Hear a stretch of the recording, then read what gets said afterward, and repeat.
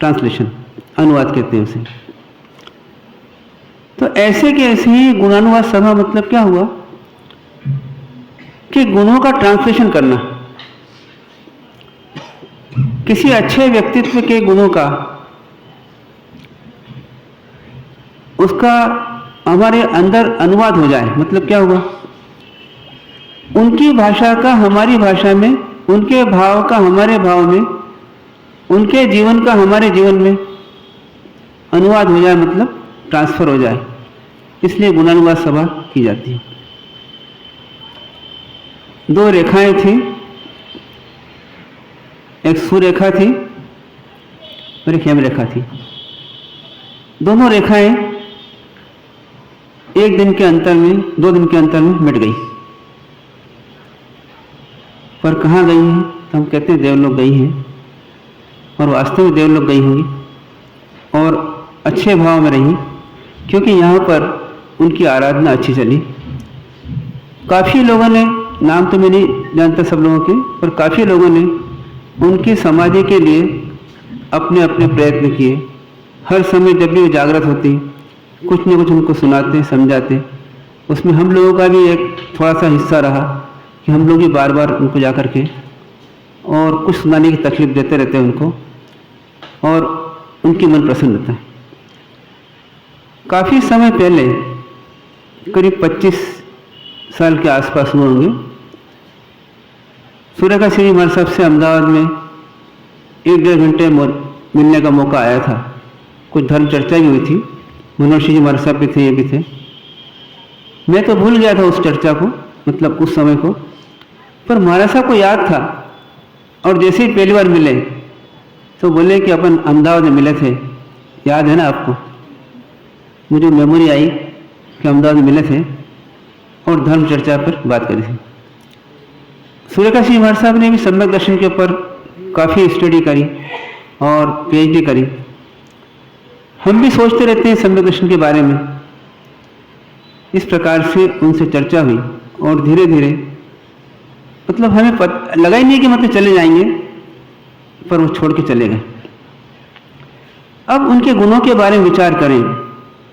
देखिए, साधु साध्वी के गुणों की अनुमोदना करते हैं और साथ में अनुवाद भी करते हैं। साधु साध्वी का जीवन और आप लोगों का जीवन, खाते एक ही सामग्री है, पहनते भी एक ही मील का कपड़ा है, रहते भी मकान में, ईंट चूने पत्थर के मकान में, फिर क्या डिफरेंस है?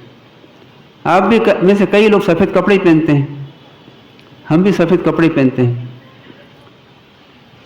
खाते वही है जो आपके चौके में बनता है, वही हम भी खाते हैं, वही आप भी खाते हैं। रहते भी उसी मकान में हैं, ईंट चूने पत्थर के मकान में, जिसमें आप भी रहते हैं, हम भी रहते हैं। शहर भी वही रहता है, समाज भी वही रहता है, फिर क्या डिफरेंस है? तो एक बहुत बड़ा डिफरेंस है। एक का जीवन जो है रागमय होता है और एक का जीवन जो है राग छोड़ने की तरफ जाता है, जिसे बोलते हैं वैराग्य भावना में रहता है। ये जो दिन आता है, इस दिन हम उस वैराग्य भावनाओं का चिंतन करने के लिए होता है कि हम भी सोचें समझें कि संसार में 2 अवस्थाएं, एक साधु की अवस्था और एक श्रावक की अवस्था, उन दोनों में क्या डिफरेंस है।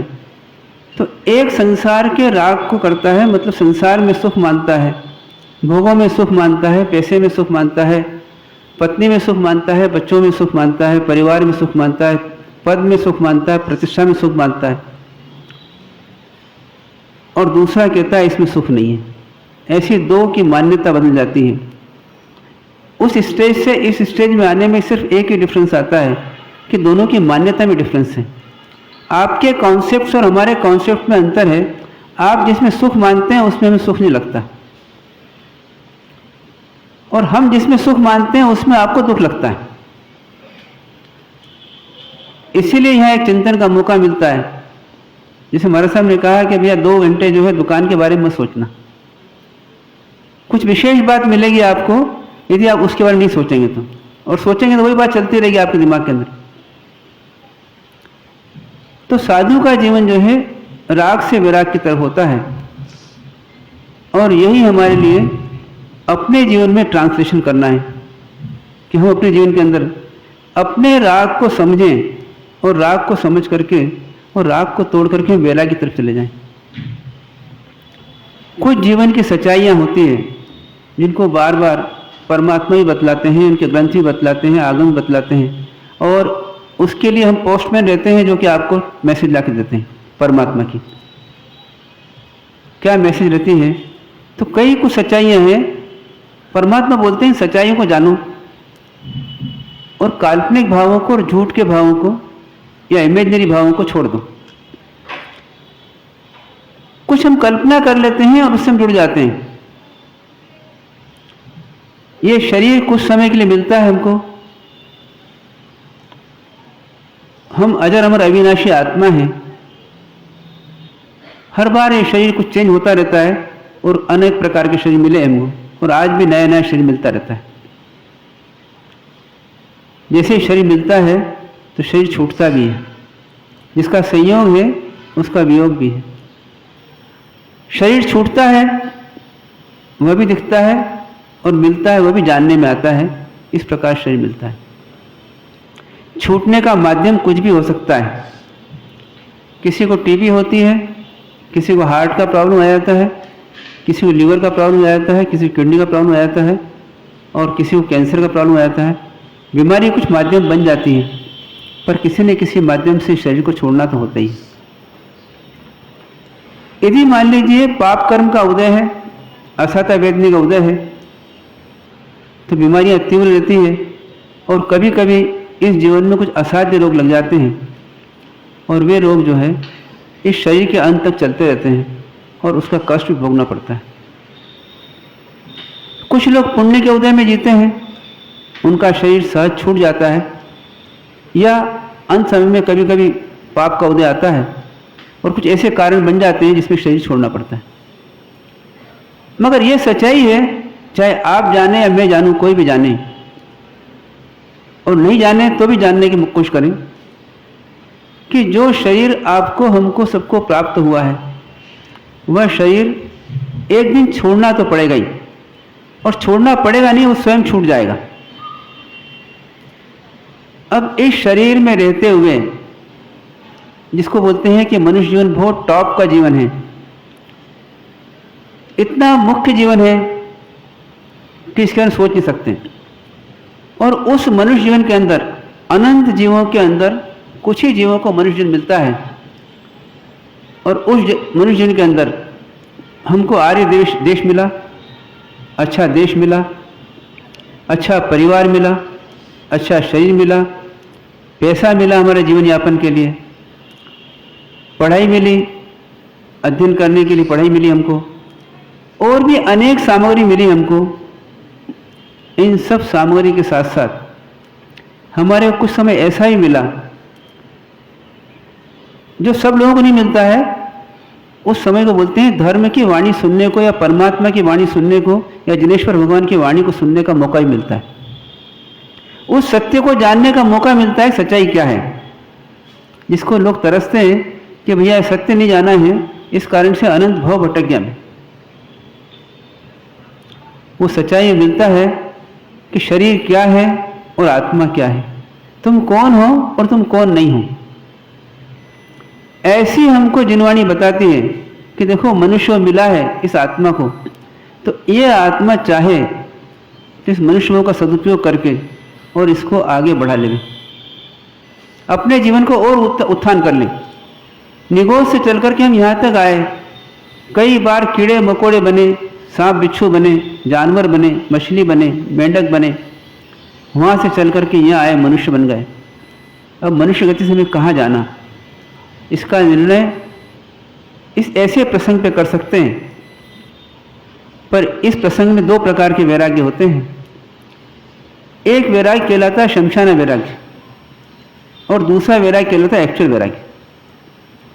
जब व्यक्ति वहाँ जाता है शमशान के अंदर, तो बिल्कुल वैराग्य की बातें करता है।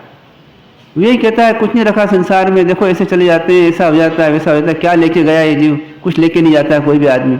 ऐसी बहुत सारी वैराग्य की बातें करते हैं। और बातें क्या होती हैं, जैसे ही बाहर निकलते हैं तो ये सब बातें खत्म हो जाती, समाप्त हो जाती हैं। इसे बोलते हैं शमशान वैराग्य। ऐसा वैराग्य तो हमको कई बार आया, पर यह सिर्फ वाणी विलास था, एक्चुअली वैराग्य नहीं था। पर एक वैराग्य वो है जिसके अंदर की सच्चाई देखने के बाद में ये स्वीकार कर लें कि सत्य यही है और झूठ ये है। इस वैराग्य को सच्चा वैराग्य कहते हैं। श्रीमद् रायचंद जी ने 8 वर्ष की उम्र में अपने दादाजी को जलते हुए देखा, जबकि घर वालों ने मना किया था, मत देखना बेटा, तू डर जाएगा, ऐसा हो जाएगा वैसा हो जाएगा। पर जब उनको शव को ले गए तो उनको लगा कि मुझे देखना है, तो क्या किया, चुपचाप चले गए और झाड़ के ऊपर बैठ करके उसको जलते हुए देखा। और उनको जीवन का असलियत समझ में आ गई कि असली क्या है, शरीर क्या है और शरीर में रहने वाला क्या है। अब 2 चीज़ें हैं, कुछ लोग ऐसे हैं जो शरीर को ही मैं मानते हैं, और कुछ लोग ऐसे हैं जो ये मानते हैं कि शरीर से भिन्न आत्मा में हूँ। क्या होता है, दोनों के पुरुषार्थ में अंतर पड़ जाता है। एक शरीर को आत्मा मानता है, शरीर को अपने में मानता है, शरीर के लिए जीता है पूरे सब, और जो आत्मा को भी मानता है वो आत्मा के लिए जीता है। जो शरीर को भी मानता है कंकड़ पत्थर इकट्ठे करता रहता है और उसी में घूमता रहता है, और जो आत्मा को भी मानता है वो कंकड़ पत्थर को छोड़ देता है और अपने ज्ञान स्वभाव या आत्मा के बारे में जानने का प्रयत्न करता है। वो संसार से अलग हो जाता है और संसार से अलग होकर के अपनी आत्मा का उत्थान करने लगता है। उसी को हम साधु साध्वी कहते हैं कि वो क्या करते हैं, वो संसार से अलग हो जाते हैं, परिवार से अलग हो जाते हैं। परिवार से कोई दुश्मनी नहीं है उनको, उतना ही प्रेम है जितना समाज से प्रेम है, मगर परिवार के कारण से, परिवार के मोह के कारण से या परिवार में अपने मोह के कारण से अपना पतन हो रहा है ये समझ में आ जाता है, तो अपना उत्थान करने के लिए उस परिवार से निकल जाते हैं।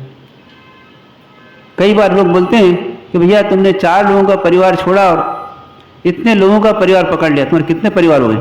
हमसे ही कहते हैं कई बार कि भैया एक पत्नी को तुमने छोड़ा, एक बच्चे को तुमने छोड़ा और इतने सारे लोगों को इकट्ठा कर लिया, तुमने परिवार बढ़ा लिया। क्या परिग्रह है ये हमारा? ये साथी है हमारे, परिग्रह नहीं है ये हमको मोक्ष मार्ग में लगाने वाले हैं। आज इतने साधु साधु इकट्ठे हुए तो साध्वी जी महाराज को क्या किया, उनकी आत्मा अच्छी बने, उनकी आत्मा आगे अच्छी जगह जाए, उसके लिए पूरा प्रयत्न किया। जो भी आया उसने आत्मा की बात सुनी कि देखो आत्मा कैसी। इस प्रकार से अपने जीवन का विकास करने के लिए इन सब प्रसंगों को देख के ऐसा लगता है, और 14 दिन के अंदर, 14, 15, 20, 18, 20 दिन के अंदर तो मेरा तो मन हिल गया, और 2 दिन के अंदर पूरा मन हिल गया। इसलिए कुछ बोलने का मन भी नहीं करता है, फिर भी बोलना पड़ रहा है कि ऐसे प्रसंग को देख करके और ऐसा लगे कि भैया जीवन का कोई भरोसा नहीं।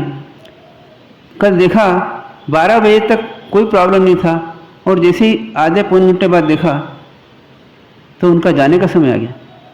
लोगों ने कहा इनका जाने का समय आ गया, कुछ सुना दीजिए इनको। अंतिम सांसें चल रही थी। सोचिए, एक श्वास जो है बाहर निकल जाए और वापस अंदर नहीं जाए तो घर वाले क्या कहते हैं, गया। एक श्वास जो निकल जाती है और वापस अंदर नहीं जाए तो डेथ हो जाती है, उसी मतलब। मगर वहीं पर आत्मा जो है वो मरती नहीं है। ये बात भी सच्चाई है। ये बात सत्य है आपकी कि श्वास निकल जाए अंदर नहीं जाए तो उसको मृत्यु मान लेते हैं, मगर परमात्मा क्या बोलते हैं, मृत्यु नहीं हुई है, शरीर का साथ छूटा है, पर जो मरने वाला जिसको आप बोलते हैं वो तो अभी भी है। वो अजर अमर अविनाशी आत्मा है। ये बात इस प्रसंगों पे समझ में आती है कि मैं शरीर नहीं हूं, मैं शरीर से भिन्न एक आत्मा हूं, अजर अमर अविनाशी से अनेक याद आते हैं और उनको ध्यान में देने का प्रयत्न करते हैं। तो साधु जीवन क्या है? साधु जीवन क्या है कि राग के छोड़ करके वैराग्य की तरफ जाना, परिवार का राग, कुटुंब का राग, समाज का राग, खाने पीने का राग, शरीर का राग, इन सब के अंदर रहते हुए भी इनके राग को निकालने का प्रयत्न करना और राग रहित होने का प्रयत्न करना, वितरागी होने का प्रयत्न करना, ये पहला उद्देश्य होता है साधु जीवन का। दूसरा उद्देश्य क्या होता है? तो इसके लिए हमारी वैराग्य भावना बढ़े या सतत बनी रहे, उसके लिए ऐसे संग में रहना जिसके अंदर वैराग्य हो, ऐसे शास्त्रों का अध्ययन करना और ऐसे शास्त्रों का अध्यापन करना।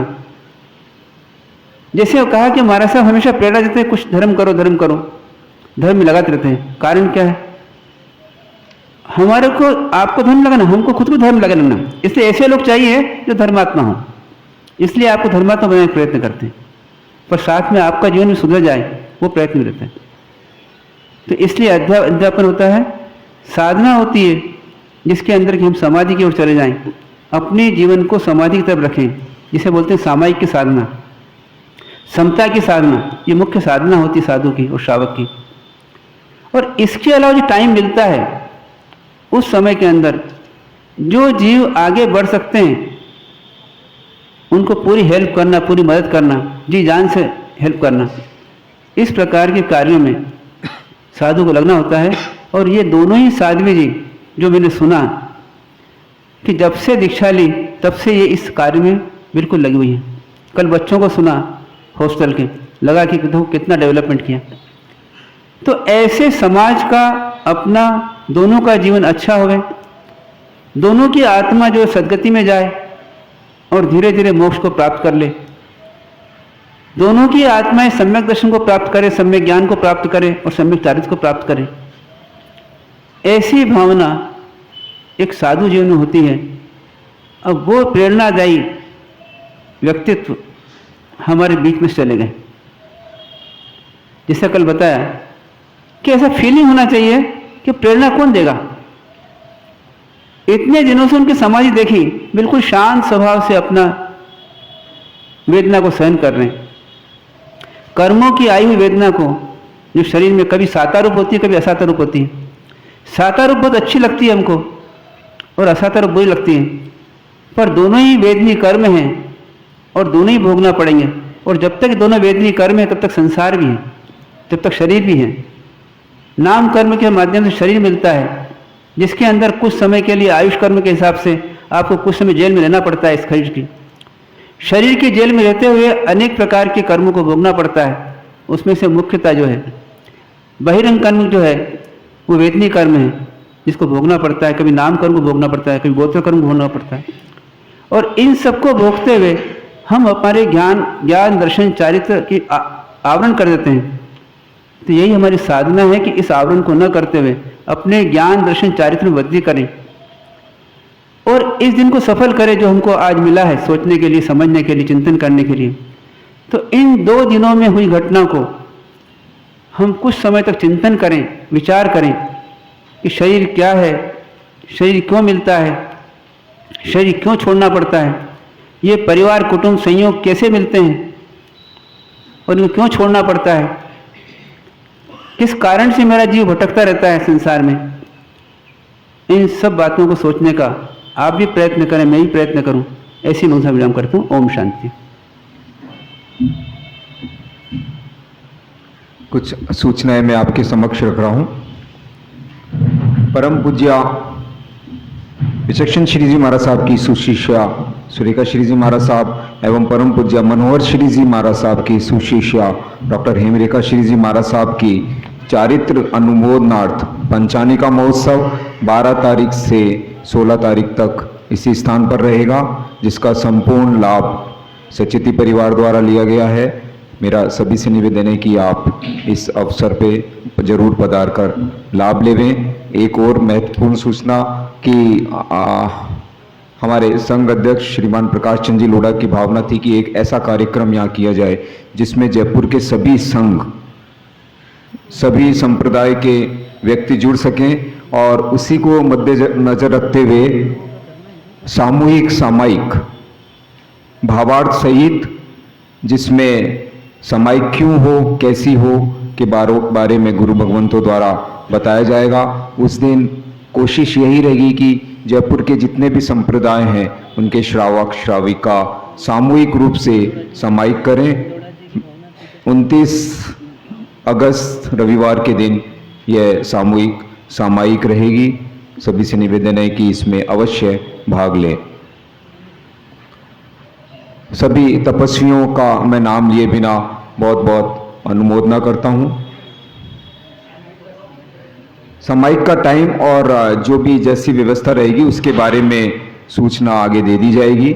29 तारीख में अभी समय, जैसे भी समय गुरु भगवंतों के अनुकूल जो भी रहेगा, और प्रवचन के समय कोशिश करके प्रवचन के समय जो भी है हम आपको सबको सूचना दे दी जाएगी। सामायिक के स्वरूप का प्रवचन होगा। और जो ये पंचानी का महोत्सव है उसका समय प्रातः 9 बजे से रहेगा। सभी पूजाओं आदि का मैं गुरु भगवान से निवेदन करता हूं कि इसके बारे में विस्तृत जानकारी हमें। देखिए, आज हमने दोनों साध्वी जी महाराज साहब के बारे में, उनके जीवन के बारे में और उनके जीवन से हमें क्या प्रेरणा लेना चाहिए उसके बारे में थोड़ा चिंतन किया है। पर मूल में जैसे एक ट्रैफिक पुलिस का सिपाही, जब हम उससे कुछ पता पूछते हैं तो वो एक इशारा करता है, इस ओर बढ़ जाओ। तो फिर हम किसकी ओर देखते हैं? फिर हम ट्रैफिक पुलिस की ओर नहीं देखते और हम उस इशारे को समझ लेते हैं और उस दिशा में आगे बढ़ जाते हैं। तो ऐसे ही मान के चलिए कि दोनों साध्वी जी महाराज साहब एक उंगली निर्देश करते हुए हमारे से ओझल हो गए और वो आप सबको एक प्रेरणा देते हुए ओझल हुए कि आप जुड़ सको तो किससे जुड़ो, तो पंच परमेष्ठी की दिशा में आगे बढ़ जाओ। और जैसा कि उनका विषय भी रहा और जैसा कि उनका जीवन भी रहा, तो पंच परमेष्ठी की ओर बढ़ने के लिए हमें एक मौका मिला है और उन्हीं की स्मृति में कहें, उनके संयम जीवन के अनुमोदनार्थ कहें, पर पंच कल्याणक तप के द्वारा, पचरंगी तप के द्वारा 5 दिवसीय परमात्मा भक्ति का भी, शुद्ध भक्ति का भी और तपश्चर्या का भी, ऐसे तप, भक्ति और स्वाध्याय, इन तीनों का समावेश करते हुए 5 दिन की हमको आराधना करने का एक मौका मिल रहा है। संघ ने व्यवस्था की है और उस व्यवस्था में हम सबको जुड़ना है। ये मानकर चलना है कि श्रद्धांजलि जो है वो सच्ची कब कहलाएगी, जब हम उनके द्वारा बताए हुए पथ पर आगे बढ़ेंगे। और उस पथ पर आगे बढ़ने के लिए सबसे अच्छा मौका है कि अपने आदर्श या उनके आदर्श, दोनों आदर्श की भक्ति की जाए, मतलब पंच परमेष्ठी की भक्ति की जाए और वहाँ से अपने जीवन का एक नव शुभारंभ किया जाए। तो उस हेतु से 12 तारीख से लेकर 16 तारीख तक ये मान के चलिए कि सबको, मतलब कोई भी अपनी शक्ति को छिपाए नहीं, जिसकी जो शक्ति है, चाहे तो 5 दिन एकाशना करते हुए, चाहे तो 4 दिन एकाशना और अंतिम दिन उपवास करते हुए, और चाहे तो पचरंगी तप जिसमें एक एकाशना, एक आयम्बिल, एक नीवी, एक व्यासना और एक अंतिम दिन उपवास, इस प्रकार की व्यवस्था रहेगी। तो उस व्यवस्था जुड़ने का प्रयास करें। ठीक 8:30 बजे से, मतलब कल तो 9 बजे से ही प्रवचन होगा, पर परसों से 5 दिन तक 8:30 बजे से पूजा का प्रारंभ हो जाएगा। पूजा के वस्त्र में पधारने का प्रयास करें और ना आ सके तो कम से कम यहाँ रहें और पूजा की किताब सामने रहेगी, पूजा के बोल रहेंगे, पूजा का गायन करेंगे और उसी का अर्थ जो अक्सर हम इग्नोर कर देते हैं, उस अर्थ को समझने का ही प्रयास उसमें करेंगे और अपने आप को उन भावों से जोड़ेंगे जो हमारे को पंच परमेष्ठी की ओर या परमात्मा की ओर समर्पित करें। तो इसमें जुड़ना है सबको, ये मान के चलें। इसके साथ ही जो 29 तारीख का सामयिक का प्रयास बताया जा रहा है, तो पंच परमेष्ठी की जो आज्ञा है वह आज्ञा क्या है कि हम समता में रहें। देखिए, एक सामयिक करना जिसको भारी पड़ती है, तो जिंदगी की परीक्षा में जब समता की आवश्यकता पड़ेगी, जैसे कैंसर आदि की व्याधि में, तो उसमें हम क्या सामयिक का परिचय दे पाएंगे, क्या समता का परिचय दे पाएंगे, ये सोचिए। इसलिए हो सके तो समता का अभ्यास जीवन में शुरू करें, जिससे मृत्यु में समता की परीक्षा में हम सफल हो सकें। तो उसके लिए एक शुभारंभ माने, जो लोग नहीं भी करते हैं सामयिक, तो कम से कम 29 तारीख को अवश्य सामयिक करेंगे और अपन कोशिश करेंगे वो सामयिक सप्ताह मनाएं, जिससे कि हम एक दिन उससे जुड़ेंगे और धीरे उससे कोशिश करेंगे आगे भी जुड़े रहें। तो इस प्रकार सामयिक हमारी जीवन शैली बनेगी, समता में रहना हमारी जीवन शैली बने, तो ऐसा प्रयास किया जाएगा। तो दोनों प्रसंगों में हमको जुड़ना ही है, ये मानसिकता रहे, भावना रहे। देखिए, पूजा में आप लोगों की ऐसी मानसिकता रहती है कि एक लाभार्थी मुझकी तरफ से पूजा है।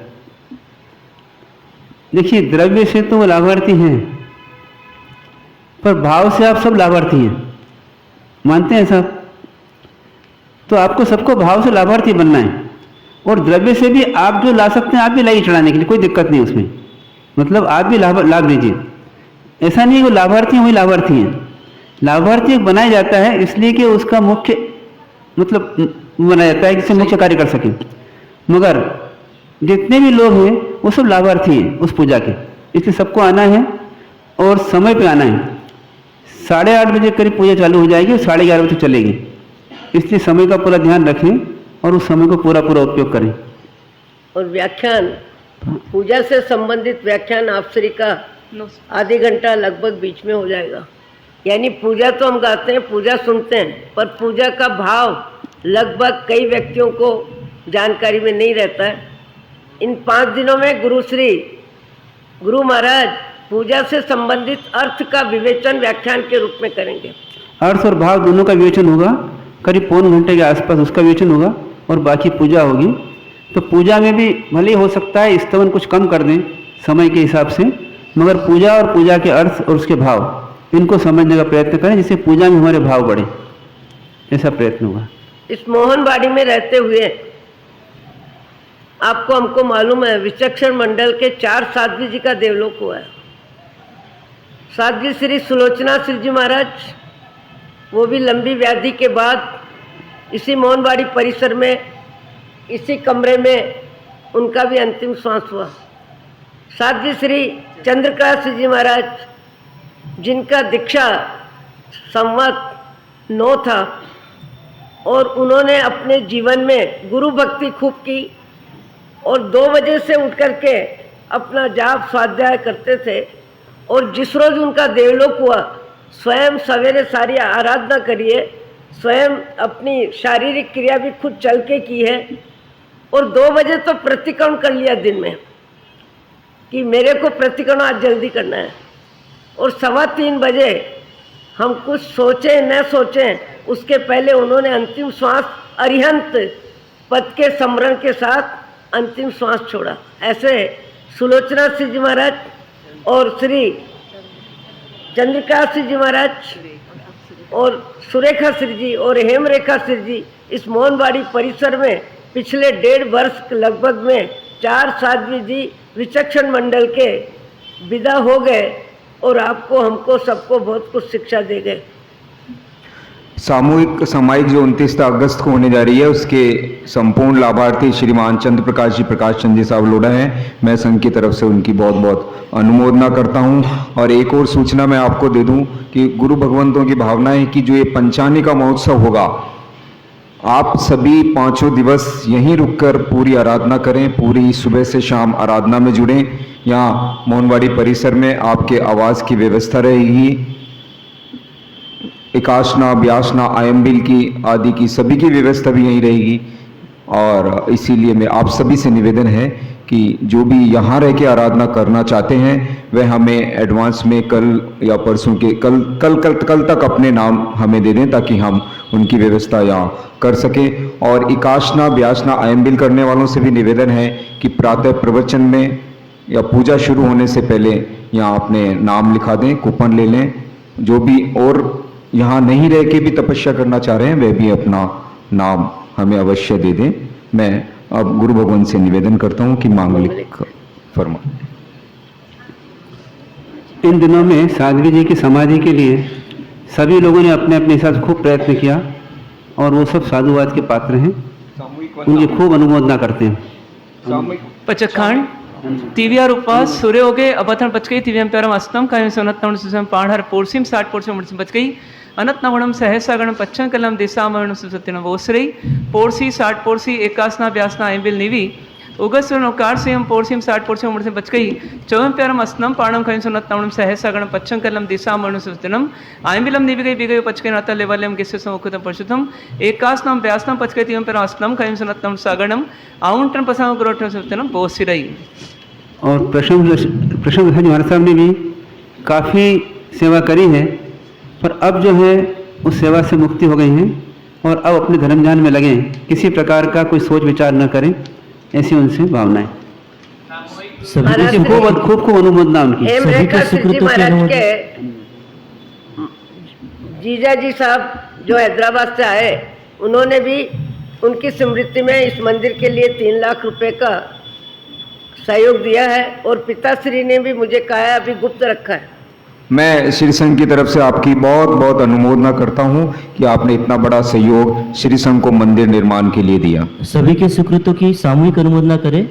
अनुमोदना अनुमोदना अनुमोदना बारंबार, अनुमोदना अनुमोदना अनुमोदना बारंबार।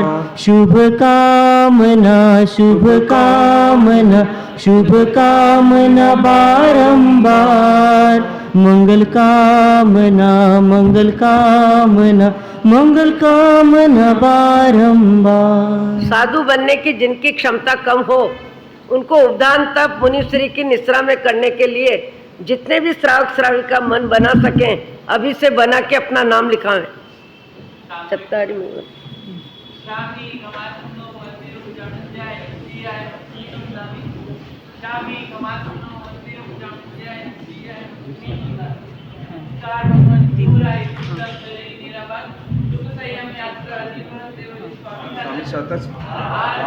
वर्तमान योग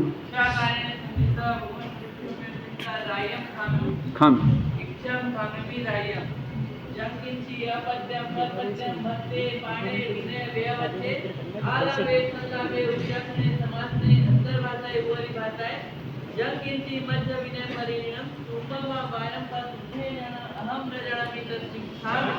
धर्म लाभ सबको।